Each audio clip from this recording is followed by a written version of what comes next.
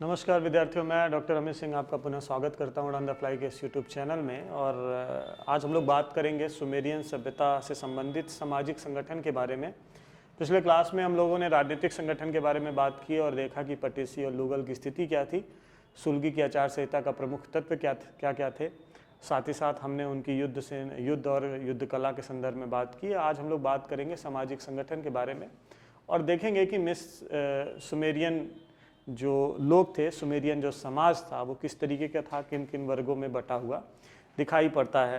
तो जैसा कि एक सामान्य बात है कि समाज का निर्माण प्रारंभिक तौर में आप देखें तो पहले एक मनुष्य जो है नोमैडिक लाइफ में था, यायावर जीवन में था। धीरे धीरे वो सेटलमेंट की तरफ बढ़ता है, परिवार आता है और जब परिवार आ जाता है तो फिर धीरे धीरे सामाजिक ताना बाना भी बनना शुरू हो जाता है। एक प्रॉपर सेटलमेंट शुरू हो जाता है, एक समाज की स्थिति आ जाती है, परंपराएं, बहुत सारे रिचुअल्स हैं जो कि उनके साथ जुड़े हुए रहते हैं और आगे चल के धीरे धीरे वर्गों की स्थिति आ जाती है। प्रारंभिक दौर में चाहे आप विश्व के किसी भी स्थान को देखें या किसी भी जगह को देखें, किसी सभ्यता को देखें, तो आप देखेंगे कि ज़्यादातर जो वर्गों की स्थिति है वो उनके कार्यों पर आधारित थी। जैसा जो व्यक्ति जिस प्रकार का कार्य करता था वैसे ही वर्ग में वो शामिल हो जाता था और बाद में ये धीरे धीरे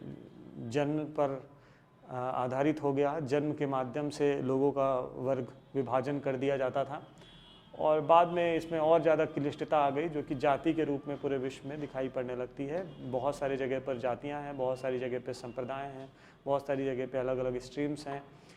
ये आगे चल करके बन करके दिखाई पड़ती हैं और यही से एक अलग तरीके का समाज भी दिखाई पड़ने लगता है। समाज में क्लिष्टता या कहें कि समाज का जो स्ट्रक्चर है, संरचना है, वो एक अलग रूप ग्रहण कर लेती है और बहुत सारे डिविजन्स हो जाते हैं। तो अगर हम सुमेरियन सभ्यता को देखें तो प्रारंभिक तौर पे वहाँ पे भी 3 वर्ग हमें दिखाई पड़ते हैं। 3 वर्गों में वो पूरा समाज, सुमेरियन समाज बटा हुआ दिखाई पड़ता है। पहला जो वर्ग है वो उच्च वर्ग है। उच्च वर्ग उसको कहा जाता है और इसको हम साधारण शब्दों में एक और नाम लेते हैं, वो है अभिजात वर्ग। अभिजात वर्ग हम इसे कहते हैं और इसमें कौन कौन लोग आते हैं? इसमें तो एक आते हैं राजपुरुष, वैसे लोग जो राज्य कर रहे हैं।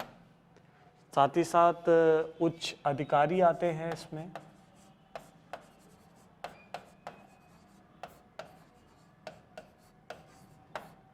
पुरोहित,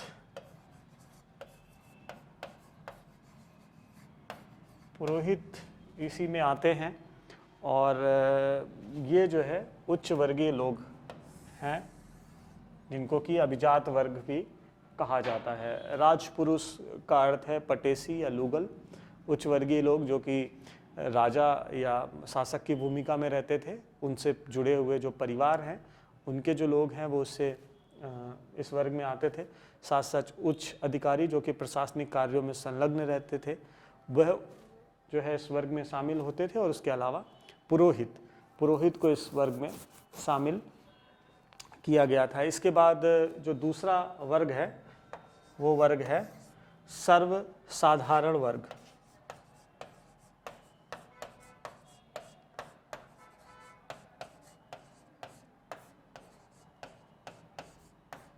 दूसरा वर्ग है सर्वसाधारण वर्ग और इसमें कौन कौन आ रहा है? इसमें आ रहे हैं कृषक, व्यापारी और कौन है और विविध प्रकार के जो शिल्पी हैं, जो शिल्प का कार्य कर रहे हैं। बहुत सारे लोग जो शिल्प का कार्य कर रहे हैं वो इसमें आते हैं। इसके बाद जो अगला वर्ग है तीसरा, वो है निम्न वर्ग, जिसमें मुख्य रूप से दास आते हैं। निम्न वर्ग जिसमें मुख्य रूप से दास आते हैं और ये बेसिकली खेती और सिंचाई का काम करते थे। तो अगर हम सभी तीनों वर्गों को फिर से देखें तो जो पहला वर्ग है जिसको हम उच्च वर्गीय कहते हैं या तो अभिजात वर्ग कहते हैं, इस वर्ग में जो उच्च अधिकारी, राज्य प्रशासन से जुड़े हुए लोग, राजा और पुरोहित, ये सारे लोग आते थे। अगर हम इनकी स्थिति को देखें तो ऐसा मान्यता थी सुमेरियन समाज में कि पुरोहित राजा से पहले भी शासन में संलग्न थे, मतलब वो राजा से पहले आते हैं और इसीलिए पुरोहितों को एक बहुत महत्वपूर्ण स्थान यहाँ पर दिया जाता है। ऐसा माना जाता है कि पुरोहित ईश्वर के सबसे निकट है और यहाँ भी एक तरीके से ईश्वरीय शक्ति या कहे कि ईश्वर की उत्पत्ति और उत्पत्ति से जुड़े हुए सिद्धांत को महत्वपूर्ण माना गया है राजत्व के लिए। ऐसा माना जाता है कि राजा जो होता था, जो पटेसी होता था, वो ईश्वर का प्रतिनिधि होता था और जो पुरोहित होते थे वो ईश्वर के ही सबसे करीब रहने वाले व्यक्ति होते थे और इसीलिए पुरोहित को महत्वपूर्ण स्थान प्राप्त था और साथ ही साथ राजा को महत्वपूर्ण स्थान प्राप्त था। इसके अलावा जो कर्मचारी थे जो कि प्रशासन में कार्य कर रहे थे, चाहे वो राज्य कर्मचारी हों चाहे वो लिपिक रहे हों, सभी को जो है इस उच्च वर्ग में शामिल किया गया था। इसके बाद हम जब बात करते हैं सर्वसाधारण वर्ग की, तो जैसा कि हमने बताया कि उसमें कृषक हैं, व्यापारी हैं, शिल्पी हैं, ये सारे लोग इसके साथ आते हैं। और जो तीसरा वर्ग है उसमें दास आते हैं। अब दासों की जो स्थिति थी यहाँ पर, ये सबसे खराब दिखाई पड़ती है इन तीनों वर्गों में। उसका एक बहुत महत्वपूर्ण कारण है, वो ये कारण ये है कि ये जो दास हुआ करते थे ये ज़्यादातर युद्धबंदी लोग हुआ करते थे। ये ऐसे लोग होते थे जो युद्ध में हार जाते थे, हारे हुए वर्ग से होते थे और उनको बंदी बना लिया जाता था और बंदी बनाने के बाद उनको यहाँ पे लाके दास के रूप में रखा जाता था और उनसे काम लिया जाता था। किस तरीके का काम? काम था कृषि से जुड़ा हुआ, घर के काम काजों से जुड़ा हुआ। तो ये काम उनसे कराए जाते थे और दिन प्रतिदिन इन दासों की स्थिति में बढ़ोतरी हो रही थी। उसका एक बहुत प्रमुख कारण था कि युद्ध अधिक होने लगे थे। जब युद्ध अधिक होंगे और तो लोग हारेंगे और हारेंगे तो उन्हें दास बनाया जाएगा, बंदी बनाया जाएगा और जैसे ही बंदियों की संख्या बढ़ेगी वैसे ही दासों की संख्या बढ़ रही थी। इसके अलावा दास एक और कारण से बन रहे थे। वो कारण था ऋण ना चुका पाना। समाज में लोग एक दूसरे से लेन देन करते थे, ऋण भी लेते थे और जो लोग ऋण नहीं चुका पाते थे वो दास बन जाते थे। स्वयं तो दास बनते ही थे, साथ साथ अपने पुत्र और पत्नी को भी दास बनने पर दास बना देते थे, या कहें कि वो दोनों मजबूरन दास हो जाती थी और ये धीरे धीरे प्रक्रिया आगे बढ़ती रहती थी और दासों की संख्या लगातार बढ़ती चली जाती थी। और कभी कभी जब माता पिता की जो व्यक्ति अवज्ञा करता था, उनकी बात नहीं मानता था, माता पिता को एक विशेष स्थान यहाँ पर इस समाज में प्राप्त था और उनकी आज्ञा को मानना एक बहुत महत्वपूर्ण चीज़ यहाँ पर दिखाई पड़ती है। तो जो लोग माता पिता की बातों को नहीं मानते थे, उनकी अवज्ञा करते थे, उनको भी कहीं कहीं पे दास बनाने का साक्ष्य लिखा प्राप्त होता है। और दंड निर्धारण के समय तीनों वर्गों की जो सामाजिक स्थिति है उसको विशेष ध्यान में रखा गया था। हमने दंड संहिता या आचार संहिता जब हम पढ़ रहे थे तो हमने बताया था कि जो सर्वसाधारण थे उनको उच्च वर्ग के अपेक्षा कम दंड देने का प्रावधान था और वो संभवतः इसलिए था ताकि सामाजिक संतुलन में जो है वो समन्वय बना रहे, उसमें कोई दिक्कत ना आए, क्योंकि जो उच्च वर्गीय लोग होते हैं उनके पास स्वाभाविक सी बात है अधिकार ज़्यादा होते हैं और जिनके पास अधिकार ज़्यादा होते हैं वो अपने अधिकारों का दुरुपयोग ना करने लगे और उसी चीज़ को ध्यान में रखते हुए उन्हें अधिक दंड का प्रावधान इस सुलगी की आचार संहिता में वर्णित दिखाई पड़ता है। इसके बाद अगर हम बात करें इस सामाजिक संगठन के अंतर्गत स्त्रियों की स्थिति के बारे में, तो इस सुमेरियन समाज में महिलाओं की स्थिति समुन्नत दिखाई पड़ती है, अच्छी दिखाई पड़ती है विश्व की अन्य सभ्यताओं की अपेक्षा। और ऐसा माना जाता है कि पुरुष अपनी स्त्री को असामान्य स्थिति में या कहें कि विशेष परिस्थितियों में बेच सकता था, लेकिन ऐसा होता नहीं था। ये बहुत असामान्य सी स्थिति है, जब बहुत विशेष कारण होता था तब वो अपनी पत्नी को बेच सकता था। वैसे सुमेरियन समाज में विवाह एक पवित्र संस्था के तौर पर स्थापित था और पुरुष जो है मुख्यतः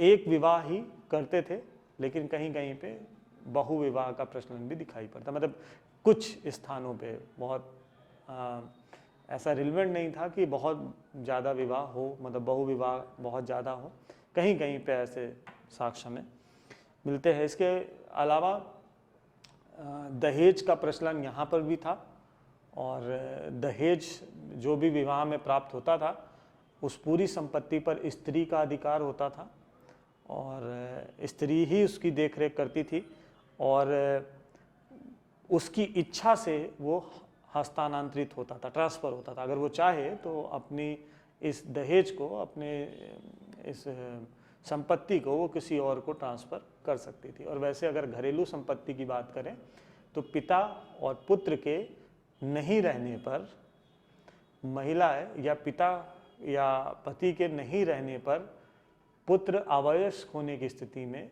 उस संपत्ति का जो मूल अधिकारी था या उसका जो प्रयोग का अधिकारी था वो महिला ही होती थी। यदि पुरुष पति और पुत्र दोनों नहीं है तब वो पूरी संपत्ति उसके पास ही रहती थी, लेकिन अगर पति नहीं है, पुत्र है और वो भी अवयस्क है, तो उस पूरी संपत्ति की देखरेख का कार्य महिला के द्वारा किया जाता था। वैसे स्त्रियां जो हैं अपने स्वामी से पृथक व्यापार भी यहाँ पर कर सकती थी। अगर कोई पति व्यापार में संलग्न है, व्यापारिक कार्यों में लगा हुआ है, तो महिला को ये स्वतंत्रता थी कि वह अलग से भी व्यापार कर सके, पति से अलग भी व्यापार कर सकती थी।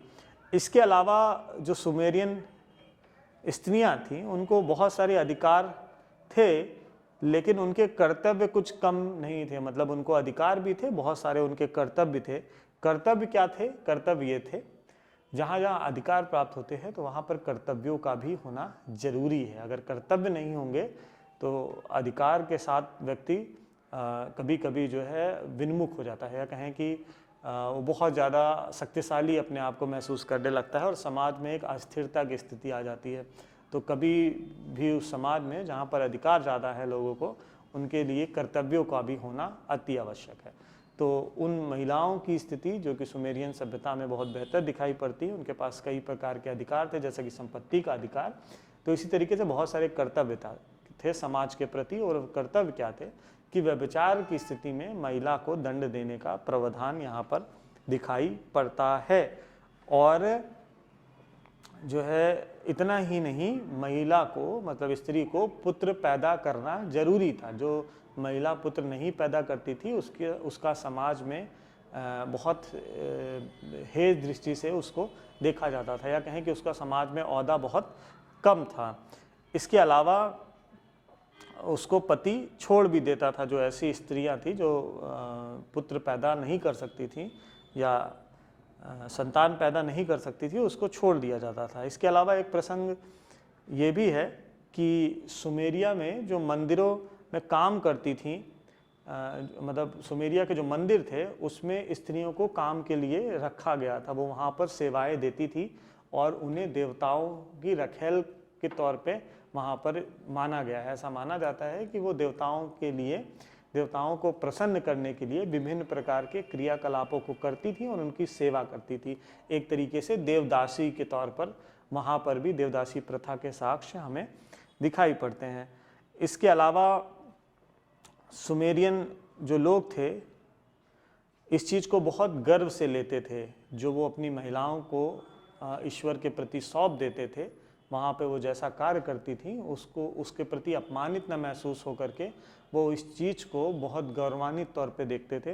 कायदे से अगर देखा जाए तो वो ईश्वर की नहीं, एक तरीके से पुरोहित की सेवा में संलग्न रहती थी।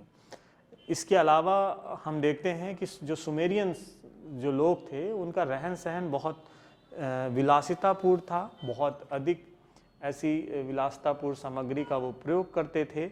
इसके अलावा बहुसंख्यक आभूषण ग्रहण करते थे, रत्न ग्रहण करते थे, प्रसाधन की विभिन्न वस्तुओं का वो प्रयोग करते थे, आँख, ओठ इत्यादि को विभिन्न प्रकार के रंजक द्रवों से रंजित करते थे। मतलब बहुत सारे तरीके से उसको रंगा पोता जाता था।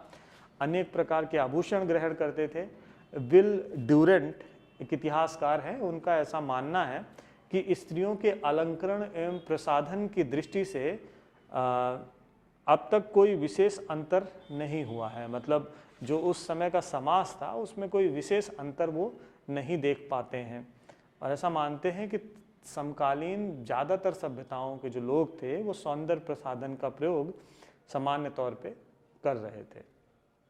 तो इस तरीके से ये हमारे इस सामाजिक संगठन का, खासकर सुमेरियन सभ्यता का, ये एक ताना बाना वहाँ पर दिखाई पड़ता है। विभिन्न वर्गों में बटा हुआ, महिलाओं की स्थिति को दर्शाता हुआ, दासों की स्थिति को दर्शाता हुआ, साथ ही साथ एक ऐसा समाज जो कि सौंदर्य प्रसाधन और विभिन्न प्रकार के आखेटों में व्यस्त था। उनके मनोरंजन के लिए अगर आप देखें तो युद्ध कला के लिए और साथ ही साथ और भी विभिन्न कार्यों में नृत्य और गायन और चित्रकारी, इस तरीके की विभिन्न गतिविधियों में वो संलग्न थे और उन्हीं के माध्यम से अपने मनोरंजन का कार्य कर रहे थे। तो इस तरीके से हमारे सुमेरियन सभ्यता के सामाजिक संगठन इस प्रकार हमें दिखाई पड़ता है। तो आज के लिए, इस लेक्चर के लिए बस इतना ही, और अगले लेक्चर में हम बहुत जल्दी मिलेंगे सुमेरियन सभ्यता के आर्थिक संगठन को लेकर के। धन्यवाद।